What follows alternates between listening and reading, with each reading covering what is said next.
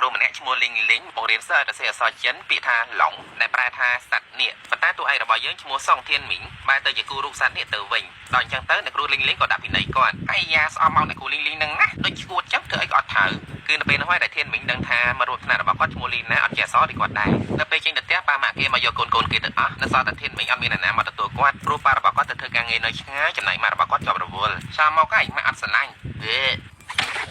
នៅពេលហ្នឹងគឺលីណាជាអ្នកបដៅក្មេងទៅលើបឹសនឹងចេញបន្ទាប់មកលីណាហើយនិងធានមីងបានដើរទៅផ្ទះជាមួយគ្នាហើយចាប់ពីពេលនោះមកពួកគេបានក្លាយទៅជាមិត្តល្អនឹងគ្នាមួយថ្ងៃពួកគេបានរត់លេងជាមួយគ្នាពេញភូមិសប្បាយចិត្តខ្លាំងណាស់ពួកគេថែមបានទិញកូនមន់មួយទៅចិញ្ចឹមរោងគ្នាតាំងពីតូចរហូតដល់ធំហើយនៅពេលដែលមន់នឹងស្លាប់បាត់ទៅពួកគេមានអារម្មណ៍ថាសោកស្ដាយខ្លាំងណាស់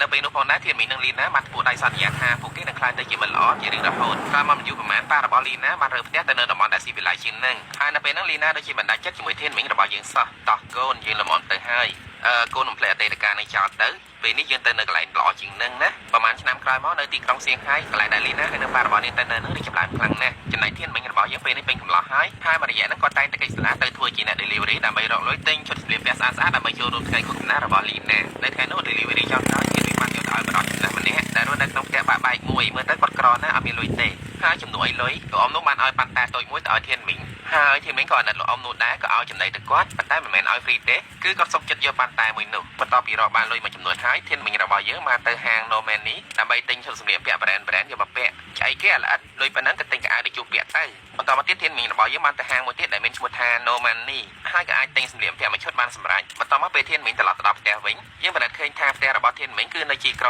ុងសៀងហៃនោះទេម៉ាក់របស់ធានមីងអត់ដឹងទេថាប្រហែលថ្ងៃហ្នឹងធានមីងហិចសាលាដើម្បីទៅរកលុយហើយអ្នកភូមិរបស់គាត់សិតតែសារធានមីងថាធានមីងនឹងរៀនប៉ាកែហើយការងារក៏ចំណាប់ទៀត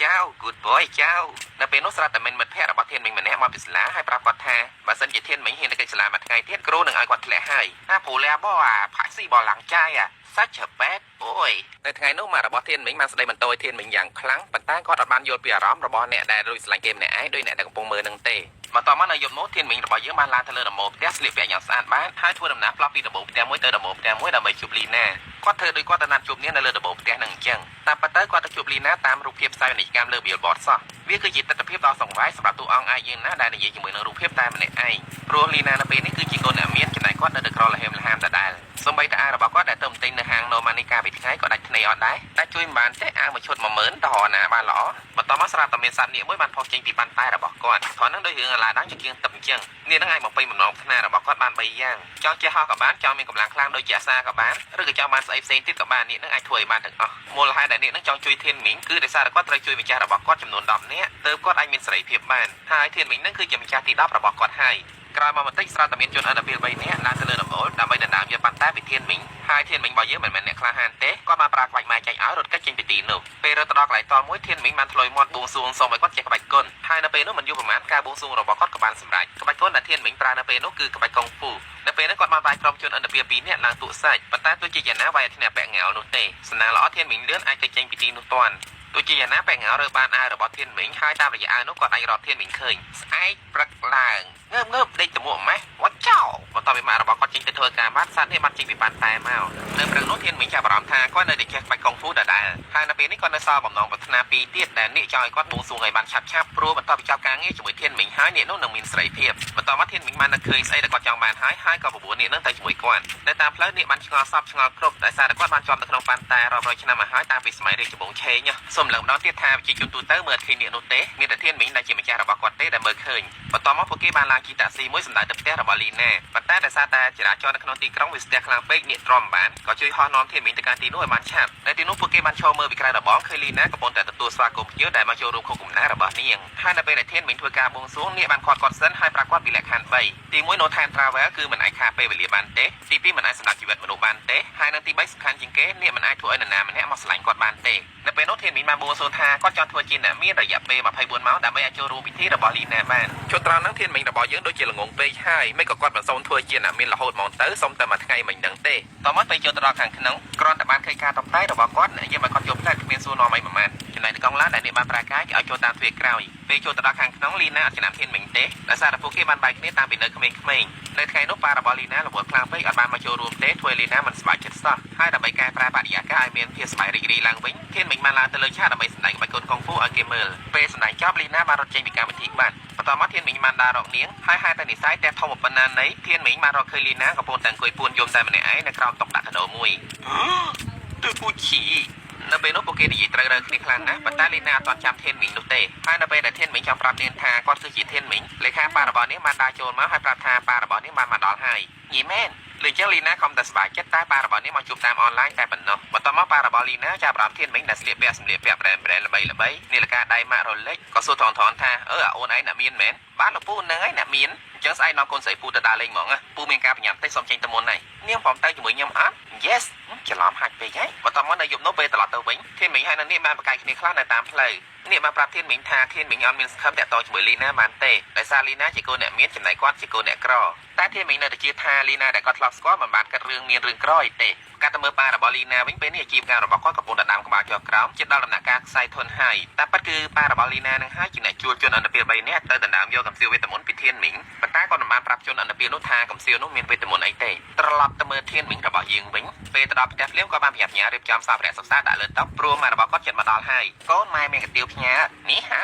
ធ្វើអីនឹងកូនកំពុងរៀនអូច្រឡំអានសភៅផ្ទះនៅយប់នោះម៉ែរបស់ធានមិញចាប់អារម្មណ៍ថាធានមិញផ្លែមិញនឹងទេនិយាយតែម្នាក់ឯងតែប៉ាត់ធានមិញរបស់យើងនិយាយជាមួយនឹងនេះតែម៉ែរបស់គាត់មើលឃើញក៏គិតថាធានមិញនឹងបើមិនស្វឹងស្រាក៏ស្វឹងថ្នាំដែរគាត់ទាមទារឲ្យធានមិញប្រាប់គាត់តាមត្រង់អត់មានទេម៉ែខ្ញុំស្បត់បើមិនប្រាប់តាមត្រង់ទេកុំហៅយើងថាម៉ែតែប៉ាត់ទៅយើងក៏ដឹងដែរថាម៉ែរបស់ធានមិញធ្វើអញ្ចឹងគឺដោយសារតែគាត់ព្រួយបារម្ភពីកូនប្រុសរបស់គាត់ពេលស្អែកឡើងធានមិញបានបើឲ្យនេះជួយជូនគាត់ទៅជួបលីណាតាមការសន្យាហើយនៅពេលនេះអាប៉ែងបានឃើញពីវេទមន្តរបស់ប៉ាន់តែហើយបន្តិចក្រោយមកពេលធានមិញបានជួបលីណាធានមិញចាំបានសម្ដីរបស់លីណាដែលនិយាយថាអូសប្បាយចិត្តណាស់នេះដែលមានមិត្តភក្តិឋានៈប្រហែលគ្នាលើចឹងធានមិញធ្លាក់ថ្លើមក្តុកបានន័យថាលីណានៅពេលនេះក៏រឿងលុយហើយនឹងឋានៈមិនមែនអត់គិតនោះទេដល់ពេលអញ្ចឹងធានមិញក៏ប៉ឹងឲ្យនេះជួយបរៀនគាត់ធ្វើច្រឹកជាអ្នកមានខ្ពង់ខ្ពស់ព្រោះនេះមានបទពិសោធន៍រាប់ពាន់ឆ្នាំគាត់ច្បាស់ជាដឹងពេលហ្នឹងច្រឹកអ្នកមានខ្ពង់ខ្ពស់ដែលនេះប្រាប់ឲ្យធានមិញធ្វើគឺឆ្លើយតែម្ដងមើងងាយអ្នកអំរាដល់កឃើញចឹងលីណាមិនសូវជាចូលចិត្តច្រឹករបស់គាត់នោះទេនៅពេលនោះអាប៉ែងបានទៅដល់ហើយក៏ចាប់ផ្ដើមវាយប្រហារទៅលើពួកគេប្រាវកន្លែងហ្នឹងអេដមីនអត់យល់សោះថាហេតុអីបានជាធានមិញអូលីណាឲ្យទៅមានគ្រោះថ្នាក់ជាមួយគាត់ដឹងហើយថាកន្លែងហ្នឹងអាប៉ែង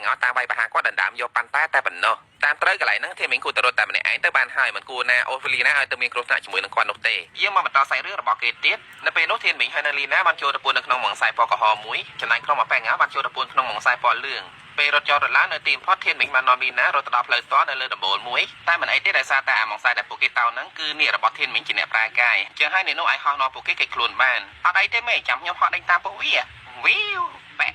ចុំធ្លាក់កពូននឹងអត់ងាប់ទៀតតាមទៅមើលធានមិញហើយនឹងលីណារបស់យើងវិញនៅពេលនេះពួកគេបានចោះចោះនៅកន្លែងដែលមានសុវត្ថិភាពរួចហើយចង្រៃអីក្រុម24ម៉ោងល្មមធ្វើសម្លៀកពាក់ប្រេនរបស់ធានមិញរលាយបាត់ទៅវិញអស់ដោយសារការពីម្សិលមិញធានមិញបានបួងសួងសុំធ្វើជាអ្នកមានត្រឹមតែ24ម៉ោងតែប៉ុណ្ណោះនៅពេលដែលលីណាដឹងធានមិញបានសារភាពប្រាប់ថាគាត់មិនមែនឈ្មោះដែនទេគាត់ឈ្មោះធានមិញដែលនាងធ្លាប់ស្គាល់កាលពីក្មេងហើយលីណាក៏ចាំបានថាផ្លូវហ្នឹងគឺជាផ្លូវកាត់ដែលនាងធ្លាប់ដើរជាមួយនឹងធានមិញពេលចេញពីសាលារៀនហើយអនុស្សាវរីយ៍កាលពីក្មេងតែប្រហែលបានវិលចូលមកក្នុងការចងចាំរបស់លីណាវិញបន្ទាប់មកពួកគេបាននាំគ្នាទៅលេងផ្ទះរបស់ធានមិញស្អីគេឲ្យទៅរៀនទៅមានមិត្តស្រីអញវាយហើយឯងងាប់ជប់សិនម៉ែនឹងលីណាតាហ៎ហើ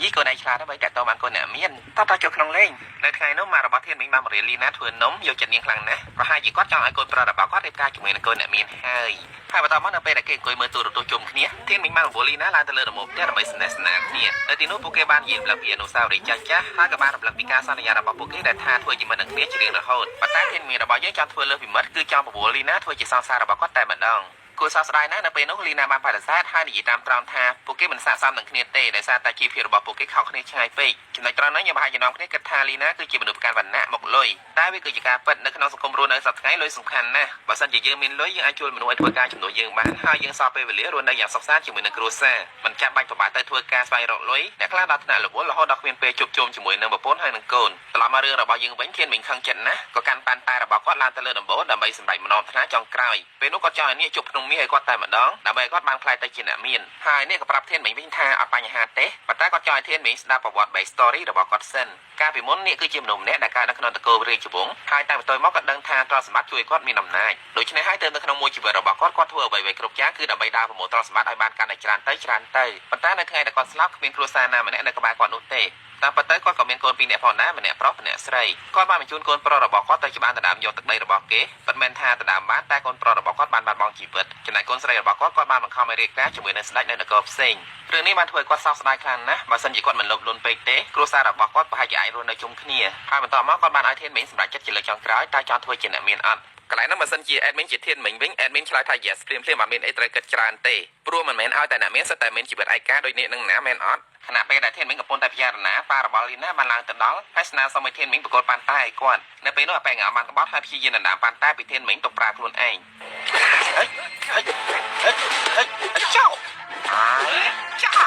ខណៈពេលនោះប៉ារបស់លីណាបានឡើងទៅយកប៉ាន់តែបានតែគាត់មិនទាន់បានបួងសួងផងអាប៉ែងបានតតធានមីងធ្លាក់ចូលទៅខាងក្រោមបន្ទាប់មកក៏បានតតប៉ារបស់លីណាធ្លាក់ចូលទៅផងដែរ Mr. Wang ពេលបានធ្វើជាម្ចាស់របស់នេះហើយអាប៉ែងបានបួងសួងឲ្យដៃរបស់គាត់ខ្លាចជាដៃទឹកប៉ារបស់អីក៏ដោយក៏ខ្លាចទៅជាមាសទាំងអស់កន្លែងណាប៉ែងដូចជាបថយពេកហើយបើសិនជាគាត់ច្រឡំដៃយកទៅគេអាចជាមួយហ្នឹងច្បាស់ជាខ្សែជីវ៉ាមិនខានតាមពិតទៅបំណងថ្នាក់ទី1របស់ប៉ែងគួរទៅបួងសួងសុំឲ្យមានសក់វិញទើបត្រឹមត្រូវបន្តមកទៀតលីណាបានទៅដល់ទីនោះផងដែរលោកប៉ាយ៉ាងម៉េចហើយបើច្បាស់ជាមិនរស់ទេកូនអញ្ចឹងលោកប៉ាមានសោតទ្រព្យសម្បត្តិអីខ្លះទៅអីកូនអសល់អីទេក្រុមហ៊ុនប៉ាខ្សែធនហើយចុះលោកប៉ាមានទិញធានារ៉ាប់រងជីវិតអត់ផ្សាយរឿងបន្តទៀតធីមីបានតាមទៅយកប៉ាន់តែពីប៉ែងមកវិញការប្រយុទ្ធគ្នាដណ្ដើមប៉ាន់តែនៅពេលនោះមានលក្ខណៈស្វិតស្វាញហើយក៏មានលក្ខណៈដូចជារញ៉េរញ៉ៃផងដែរម្ដងទៅប៉ាន់តែបានខ្ទាតទៅដល់ដៃរបស់កូនចៅប៉ែងម្នាក់ហើយកូនចៅម្នាក់នោះបានបួងសួងសុំកូនឆ្កែយ៉ាងច្រើនព្រោះគាត់ស្រឡាញ់កូនឆ្កែក្រោយមកទៀតប៉ាន់តែបានខ្ទាតទៅដល់កូនចៅរបស់ប៉ែងម្នាក់ទៀតដែលជាមនុស្សកទឿហើយប៉ែទឿនោះបានបួងសួងសុំឲ្យមានជើងវែងត្រង់នេះគេចង់បង្ហាញថាសម្រាប់មនុស្សល្ងងដែលគ្មានបញ្ញាទោះបីជាសំណាងធ្លាក់មកដល់ដៃក៏ដោយក៏ពួកគេមិនអាចយកទៅធ្វើអីជាដុំកំភួនបានដែរចឹងក្រោយប៉ែងនិងធានមីងបានដណ្ដើមប៉ាន់តែគ្នានៅលើនេះតែម្ដងពេលនោះដោយសារតែក្បាច់គុណរបស់ធានមីងមិនដល់ដល់ប៉ែងគាត់មាននឹងត្រូវបានប៉ែង